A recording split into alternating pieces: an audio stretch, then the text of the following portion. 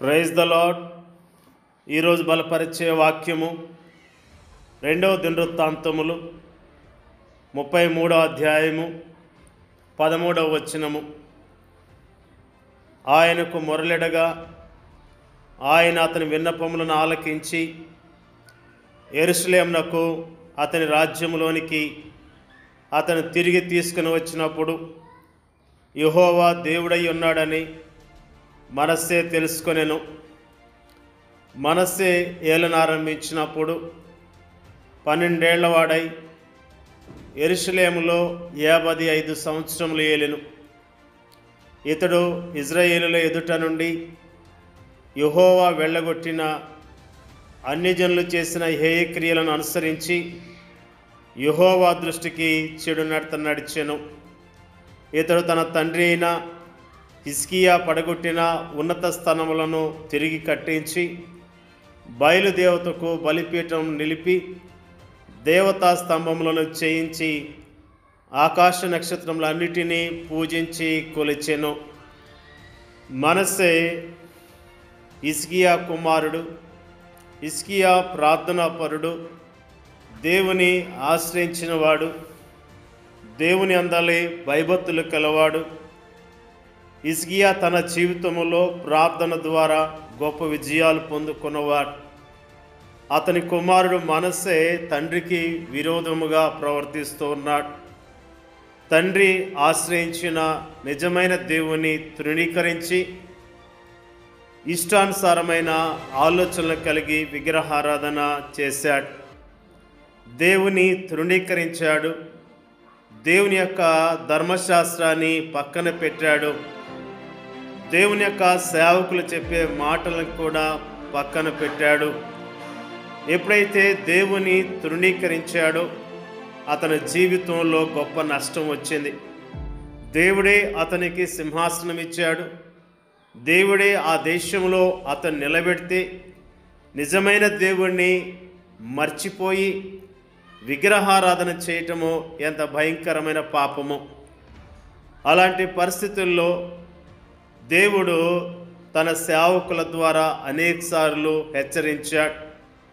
యెహోవా మనస్సేకును అతని జనులకును వర్తమానములు పంపినను వారు చెవియొగ్గకపోయేరి. కాబట్టి యెహోవా అష్షూరు రాజు యొక్క సైన్యాధిపతులను వారి మీదకి రప్పించెను. ఎప్పుడైతే దేవుడు చెప్పినా కానీ వినలేదో దేవుడు అష్షూరు రాజు సైన్యానికి మనష్షేని అప్పగించాడు. మనష్షే తప్పించుకొని పోకుండా వారు అతన్ని పట్టుకొని గొలుసులతో బంధించి అతనిని బబులోనుకు తీసుకొని పోయారు. దేవుని మాట వినకపోవటం వలన ఎంత గొప్ప నష్టము ఏర్పడింది. ప్రేమైన దేవుని యొక్క ప్రజలారా, దేవుడు ప్రతిరోజు మనతో మాట్లాడుతూ ఉన్నాడు. దేవుని మాట వినకుండా మన ఇష్టానుసారంగా ప్రవర్తించడం ద్వారా ఎంత నష్టం ఉన్నదో మనస్సే జీవితం ద్వారా దేవుడు మనకి జ్ఞాపకం చేస్తూ ఉన్నాడు. ఈ అంత్య దినాలలో, అపాయకరమైన దినాలలో మనము లోకం వైపు చూడకుండా, లోకంలో ఉన్న వాటిని అనుసరించకుండా ప్రత్యేకించబడిన విశ్వాస జీవితాన్ని కలిగి జీవించాలని ప్రభునామములో జ్ఞాపకం చేస్తూ ఉన్నాడు. ఎప్పుడైతే మనస్సే అలాంటి కష్టమైన పరిస్థితుల్లో ఉన్నాడో అతడు శ్రమలో ఉన్నప్పుడు తన దేవుడైన యెహోవాను బతిమాలుకొని తన పితరుల దేవుని సన్నిధిని తన్ను తాను బహుగా తగ్గించుకొని ప్రార్థన చేశాడు. దేవుడు జ్ఞాపకం వచ్చాడు. అతని శ్రమలో దేవుడు జ్ఞాపకం వచ్చాడు. అతడి పరిస్థితి దీనముగా ఉన్నది. పరాయి దేశంలో బందీగా ఉన్నాడు. ఎంత అవమానం! ఒక దేశానికి రాజుగా ఉండవలసిన వ్యక్తి ఓడిపోయి పరాయి దేశంలో బందీగా ఉండబట్టి నిజమైన తన దేవుని జ్ఞాపకం చేసుకున్నాడు. దేవుని సన్నిధిలో తగ్గించుకొని ప్రార్థన చేసినప్పుడు దేవుడు అతన్ని జ్ఞాపకం చేసుకున్నాడు. అతని ప్రార్థన ఆలకించి మళ్ళీ యెరూషలేమునకు అతని రాజ్యంలోనికి అతని తిరిగి తీసుకుని వచ్చినట్లుగా వాక్యము తెలియజేస్తున్నది. ఎప్పుడైతే ఈ సమస్య నుంచి పరిష్కారం పొందుకున్నాడో యెహోవానే దేవుడై ఉన్నాడని మనసే గ్రహించగలిగాడని ప్రభు నామములో తెలియజేస్తూ ఉన్నాం. తప్పిపోయిన కుమారుడు తండ్రిని విడిచి దూరంగా వెళ్ళిపోయాడు. తండ్రి వద్దనుకున్నాడు, కానీ తన జీవితంలో నష్టము తెచ్చుకున్నాడు. మళ్ళీ తండ్రిని జ్ఞాపకం చేసుకొని పశ్చాత్తాపడి తగ్గించుకొని తండ్రి వద్దకు వెళ్ళినప్పుడు తండ్రి చేర్చుకున్నాడు. ప్రియమైన దేవుని యొక్క ప్రజలారా, మన తండ్రి ఎంత ప్రేమ గలవాడు. ఆయన తట్టు తిరిగి నిజంగా పశ్చాత్తాపడితే ఆయన చేర్చుకొని మనకు జవాబులు ఇస్తాడు, దీవెనలు ఇస్తాడని ప్రభు నామంలో జ్ఞాపకం చేస్తూ ఉన్నాం. దేవుడి యొక్క వాక్యాన్ని దీవించునుగాక.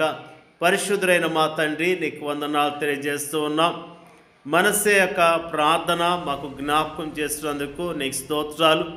మనసే నిన్ను వెంబడింపకుండా ఇష్టానుసారంగా జీవించినప్పుడు, అతన్ని శత్రువుకు అప్పగించినప్పుడు, మనసే తగ్గించుకొని ప్రార్థన చేసినప్పుడు అతని ప్రార్థన ఆలకించి అతని రాజ్యాన్ని అతనికి ఇచ్చావు ప్రభు, నీకు స్తోత్రాలు. నిజంగా మేము నీ వద్దకు వచ్చి తగ్గించుకొని ప్రార్థన చేసినప్పుడు మాకు గొప్ప విజయాలు, ఆశీర్వాదాలు ఇచ్చే దేవుడిగా ఉన్నందుకు స్తోత్రాలు తెలియజేస్తూ ఉన్నాం. వాక్యం వింటున్న ప్రతి ఒక్కరిని పేరు పేరున దీవించి ఆశీర్వదించండి అయ్యా, నీకు స్తోత్రాలు. ప్రపంచవ్యాప్తంగా ఉన్న కరోనా అనే రోగాన్ని తొలగించండి అయ్యా, స్తోత్రాలు. లోకమున్న ప్రజలందరూ నిజమైన దేవుడు యేసుక్రీస్తు ప్రభు అని, రక్షకుడని నమ్మి రక్షణ పొందడానికి సహాయం చేయమని యేసుక్రీస్తు నామంలో అడిగి వేడుకొంచున్నాను తండ్రి, ఆమేన్.